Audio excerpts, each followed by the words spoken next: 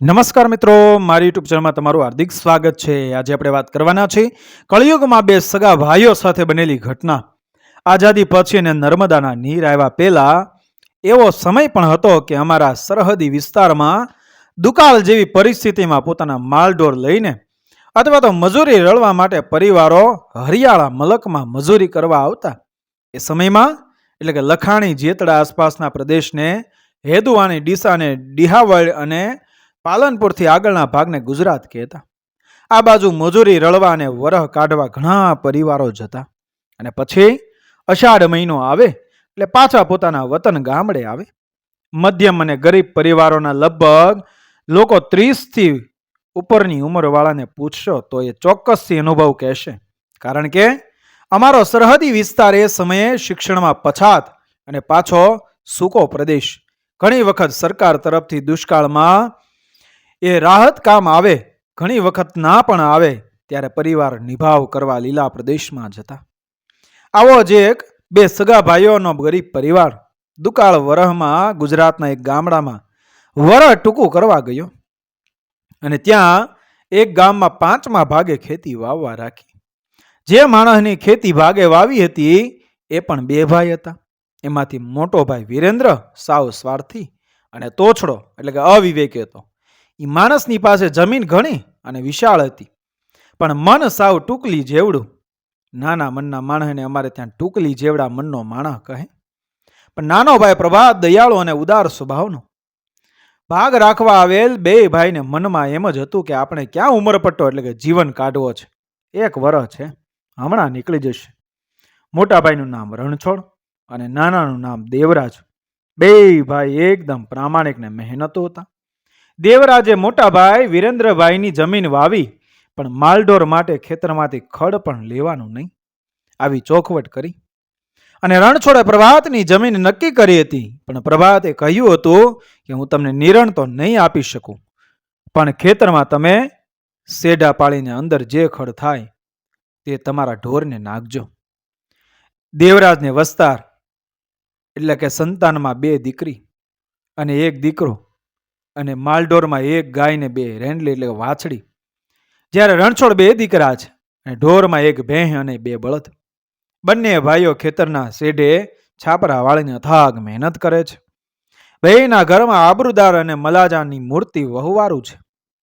ભલે ગરીબાઈ ઘરને આંટો લઈ ગઈ હતી, પણ નીતિ અને પ્રામાણિકતાના સંસ્કારમાં ઉછરેલ બે ભાઈ સાંજ સવાર સૂતા અને જાગતા, પ્રાર્થના કરે કે હે દીનાનાથ, અમારા હાથે કોઈ પાપ ના થાય, કોઈનું અહિત ના થાય એવી સદબુદ્ધિ આપજે। આમ કરતા ચોમાસું અને શિયાળુ સિઝન લીધી। ઉનાળુ બાજરી વાવી, પણ જાણે હરી ખેડૂતના છોરું માથે રાજી થઈને આપવા માંગતો હોય એવી બાજરી પાકી। વાંભના કરહડા એટલે કણહલા માથે જાણે કે સારા ઝવેરી હીરા જડ્યા હોય એવી ચમક દેખાય છે। બાજરી જોઈને બે ભાઈ રાજી થઈ જાય, બહુ થાય છે, અને કહે છે કે 4 મહિના ટૂંકા થાય એટલે બાજરી ભાગમાં આવશે, અને પછી તો ઉપરવાળો પણ આપણા મલકમાં મન મૂકીને રહે છે, એટલે અહીંયાથી પાછા આપણા મલકમાં જતા રહીશું। બાજરી વાઢી લણીને ઢગલો કર્યો અને ખાર્યું એટલે કે બાજરીના પૂળાને ખાર્યું કહેવાય, ખેતર વચ્ચે ભેળું કર્યું। કુદરત પર જાણે સાચા માનવીની પરખ કરતો હોય એમ બન્યું એવું કે બાજરી વઢેલા ખેતરની બાજુમાં ગામનો માર્ગ નીકળતો હતો। બપોરનો સમય, દેવરાજની દીકરીને દીકરો પોતાના ઢોરને બાજરી વઢાઈ ગઈ હતી એટલે ખેતરમાં ચારતા હતા। એમાં બપોરનો સમય અને અચાનક બાજરીના ખારિયાના પૂળા ઓચિંતા આગ લાગી અને સળગી ગયા।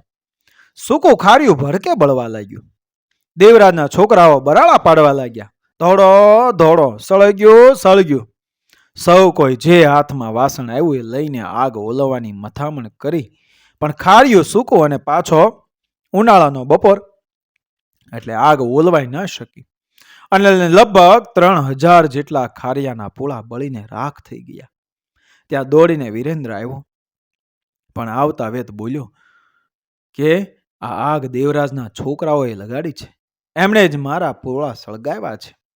દેવરાજને આભ જીવડો આઘાત લાગ્યો, કરગરી પડ્યો કે શેઠ, મારા છોકરા તો ઓલ્યા શેઢે ઢોર ચારતા હતા, એમણે ક્યાંથી આગ લગાવી હોય?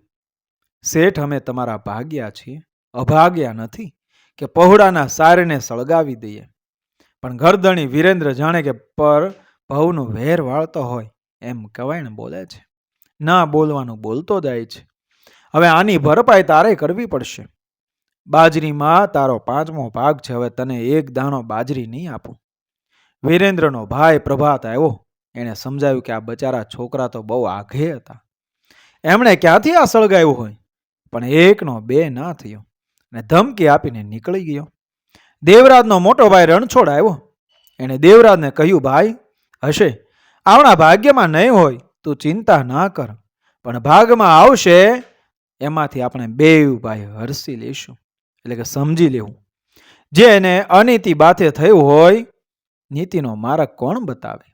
રણછોડ પોતાના ભાઈને હૈયા ધારણા આપે છે. પણ દેવરાજને રુદામાં ઘા લાગ્યો હતો. આંખમાંથી ઊના ઊના અહુડા નીકળે છે. હે પ્રભુ, મારી મહેનતનું મને નહીં આપે તોય તું જોતો રહીશ. આમ અંતરમાં પ્રભુને ઠપકો આપે છે. પણ પારકું ગામ અને એમાં પણ મોભાદાર માણસની સામે કોણ સવાલ કરે? એટલે દેવરાજ એ જ દિવસે એના ખેતરમાંથી ઉચાળા ભરીને પોતાના ભાઈ રણછોડના છાપરે આવી ગયો. ગામમાં ખબર પડી. ગામના દયાળુ સ્વભાવના માણસોએ વીરેન્દ્રના નાના ભાઈને કહ્યું કે તમારા ભાઈનો અન્યાય છે, ગરીબના ભાગનું અનાજ એને આપવું પડે. ત્યારે પ્રભાતે કહ્યું કે હું આપીશ, પણ દેવરાજે કહ્યું કે એ તો તમારી માણસાઈ છે, બાકી અણહકનું મારે નથી જોઈતું. પણ ગામમાંથી સજ્જન લોકોએ વિચાર્યું કે 12 મહિના જે ગરીબ માણસે દિવસ રાત મજૂરી કરી એ સાવ ખાલી હાથે ગામમાંથી જશે તો એના છોરોની હાય ગામને પણ લાગશે. એટલે સૌએ થોડી થોડી મદદ કરીને 4 બોરી બાજરી કરી આપી. ચોમાસાના વાદળ હવે આભમાં એ દેખાડા દેવા લાગ્યા હતા. બેઉ ભાઈઓ 1 વર્ષ પછી પરદે ધરતીને રામ રામ કહીને પોતાના વતન સામે નીકળી પડ્યા. રણછોડ અને દેવરાજ બેઉ ભાવ વતન પાછા ફર્યા અને અષાઢ મહિને જાણે ઇન્દ્ર રાજાના આશીર્વાદથી મેઘરાજાએ મહેર કરી હોય એમ મેહુલ્ય વરસ્યો. સૂકો ભટ્ટ દેખાડો વિસ્તાર લીલુડી ચાદર ઓઢી લીધી હોય એમ ખીલી ઉઠ્યો અને બેઉ ભાઈઓએ હળોતરા કર્યા. પ્રભુની મેર થઈને નાખે માગ ના રહ્યું એટલું ધાન થયું. 10 કળશી એટલે કે 32 મણ એટલે 1 કળશી બાજરી, મગ, તલ, કળિયું, કોડ, ગોવર જે ધાન કહો તે અઢળુક પાક્યું. પ્રભુએ જાણે વરત ઉતારી હોય એમ ધાનના ઢગલા કરી દીધા. હવે દેવરાજના મનનો વસવસો નીકળી ગયો હતો. પોતાની સાથે થયેલ અન્યાય ભૂલી ગયો હતો. આમ વરહ નીકળવા લાગ્યા. 18 વર્ષના વાણા વહી ગયા. હવે દેવરાજના દીકરા મોહનને ગામની સરકારી નિશાળમાં પટ્ટાવાળાની નોકરી લાગી ગઈ હતી અને નિશાળમાં એ બહાર ગામથી હરેશકુમાર નામના એક શિક્ષકની બદલી થઈ અને તે અહીંયા નોકરી કરવા આવ્યા. અજાણ્યું ગામ, અહીંયા કોઈ ઓળખે નહીં. રહેવાને જમવાની વ્યવસ્થા કઈ રીતે કરવી? 2-3 દિવસ તો સરપંચના ઘરે કાઢ્યા, પણ પછી કહ્યું કે મારે અહીંયા ક્યાંક મકાન ભાડે રાખવું છે. એટલે સરપંચે કહ્યું કે નિશાળના પટ્ટાવાળા મોહનભાઈને કહેજો, એ વ્યવસ્થા કરી આપશે. એટલે મોહન પાસે વાત કરી કે મારે ભાડે મકાન જોઈએ છે. મોહન બોલ્યો કે માસ્તર સાહેબ, અમારા ગામ ભાડે મકાન તો મળવું મુશ્કેલ છે, પણ જો તમને વાંધો ના હોય તો મારા ઘરે વ્યવસ્થા કરી આપું. અને સાંજે માસ્તરના ઘરે લઈ ગયો. ચોગાનમાં બેઠા બેઠા દેવરાજ બાપા દાભડાની દોયડી વાટે છે. શહેરી માણસને જોઈને દેવરાજ બાપા ઊભા થઈ ગયા અને હાથ જોડીને રામ રામ કર્યા. આવકાર આપ્યો, આવો. પછી મોહને વાત કરી કે એમને ભાડે મકાન જોઈએ છે અને આપણું ઢાળિયું અને ઓરડી ખાલી છે, તો કાકા કહો તો એમને અહીંયા રહેવાની વ્યવસ્થા થઈ જાય. એ ભાડું આપવા તૈયાર છે. ત્યાં દેવરાજ બાપા બોલ્યા, બેટા ગાંડો થઈ ગયો છે?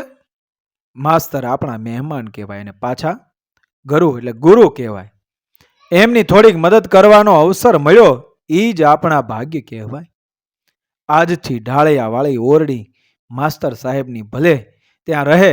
અને માસ્તર સામે જોઈને બોલ્યા કે સાહેબ, અમે તો ખેડૂત છીએ અને અમારી ઘરે તો બાજરીના રોટલા અને શાક દૂધ હોય. તમને જો ફાવે તો તમારે રાંધવાની જફા પણ ના કરતા, તમારું જમવાનું પણ મારી ઘરે. હરેશકુમારે ગામડાના પ્રેમ, આવકાર અને સમર્પણને ફક્ત પુસ્તકોમાં વાંચ્યો હતો, પણ આજ સામી નજરે અનુભવ થયો. માસ્તર ભાવુક થઈ ગયા. કહ્યું કે બાપા, તમારે ભાડું તો લેવું પડશે. હું મફત કઈ રીતે રહી શકું? હું પણ સરકાર પાસેથી પગાર લઉં છું. દેવરાજ બાપા બોલ્યા, અમારા જેવા ગામડિયા એ બધું ના જાણે. અમે તો તેટલું જાણીએ કે હરિએ કોઠીએ અન્ન દીધું હોય અને રોટલે રાજી રાખ્યા હોય તો એની ઉઘરાણી ના હોય. હરેશ માસ્તરને ખબર હતી કે આ બાપા માનશે નહીં, એટલે મનોમન નક્કી કર્યું કે ભાડા સ્વરૂપે રૂપિયા અવસર આવે ભેટ રૂપે એમને છોકરાના હાથમાં આપી દઈશ. હરેશ માસ્તર દેવરાજ બાપાની ઓરડીમાં રહે છે અને જેમ કોઈ મહેમાનને સાચવે એમ દેવરાજ બાપાનો પરિવાર માસ્તરને સાચવે. આમ તો પાણી ફૂવે ભરવા જવું પડે, પણ દેવરાજની દીકરી સવાર સાંજ બેવ બેડા પાણી માસ્તરને ભરી દે. સાંજ સવાર શેર દૂધ આપે. સીમાડેથી જે પણ શાક લાવે એમાં પહેલા માસ્તરને પહોંચતું કરે. વહેલા મોડું થાય તો આગ્રહપૂર્વક જમાડે. આમ સમય પસાર થાય છે. માસ્તર મહિને 2 મહિને પોતાના ઘરે જાય. માસ્તર પણ જાણે દેવરાજ બાપાના પરિવારનો એ હિસ્સો બની ગયા હતા. એક સાંજે હરેશકુમાર આવીને દેવરાજ બાપાને કહ્યું કે કાલે મારા બા બાપુજી અહીંયા મને મળવા અને ગામમાં જોવા આવવાના છે. દેવરાજ બાપા રાજી થયા અને કહ્યું કે આ તો રૂપાળું કહેવાય. મારા ઘરે તમારા મા બાપ મહેમાન થતા હોય તો. હરેશ માસ્તર જ્યારે પણ પોતાના ઘરે વતનમાં જતા ત્યારે ગામના અને દેવરાજ બાપાના ભરપેટ વખાણ કરતા. ગામડાના પ્રેમ, આવકાર અને સજ્જનતા વિશે કાયમ કહેતા કે માણસાઈ જોવી હોય તો ખરેખર આવા ગામડામાં જોવા મળે. બીજા દિવસે બપોરની 2 વાગ્યાની બસમાં માસ્તરના બા બાપુજી આવ્યા. દેવરાજના ઝાપામાં જેવા દાખલ થયા અને સામે જોયું તો દેવરાજ બાપા આવકારવા સામે દોડ્યા. આવો મહેમાન આવો. પણ દેવરાજના ચહેરાને જોઈને આવેલ મહેમાનનો ચહેરો એ ઉતરી ગયો. મોઢા પર પોઠપ દેખાવા લાગી અને માથું શરમથી ઝૂકી ગયું. કારણ કે આવેલ મહેમાન એટલે 5મા ભાગે આવતી બાજરી ના આપનાર વિરેન્દ્રભાઈ પોતે હતા. અને હરેશ માસ્તર એમનો જ દીકરો હતો. ચહેરો જોઈને જ વિરેન્દ્ર ઓળખી ગયા અને મનમાં મૂંઝાવા લાગ્યા કે ક્યાંક જૂની વાતો કાઢશે તો પણ મારા દીકરા પાસે મારી કેટલી આબરૂ રહેશે. ચહેરો સાવ ફીકો પડી ગયો, પણ સામે દેવરાજ બાપા સમયને પારખી ગયા અને પોતે સાવ ઓળખાતા ના હોય એવો ડોળ દેખાવ કર્યો.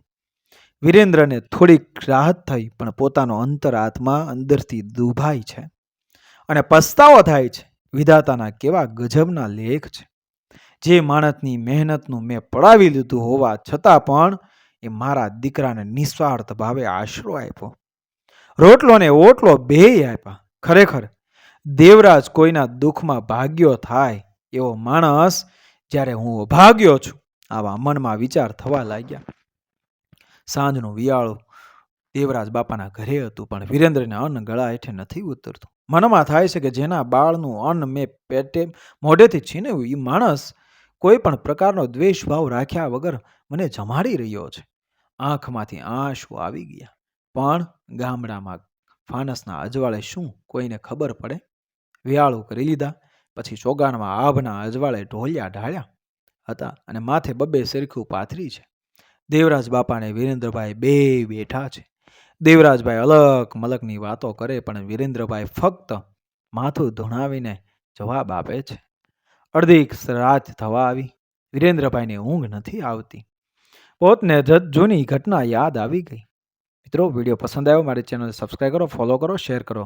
આગળનો ભાગ ક્રમશઃ જોશો આગળના વિડીયોમાં. મિત્રો, જય માતાજી.